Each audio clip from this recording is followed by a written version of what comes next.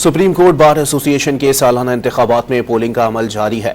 आसमा Jahangir group और Hamid Khan group के सदारती उम्मीदवारों के दरमियान सख्त मुकाबले की तवक्को की जा रही है। मजीद जानते हैं डॉन न्यूज़ के नुमाइंदे राना बिलाल से। जी बिलाल, बताइएगा।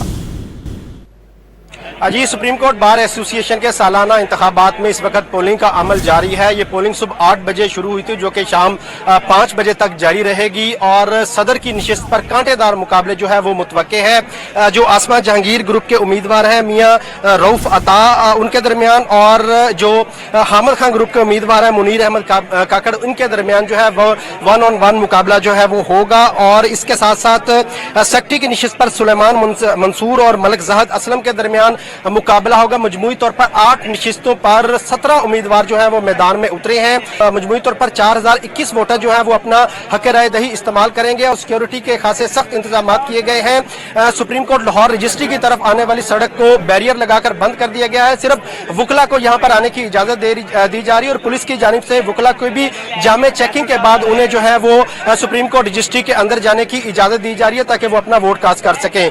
जी।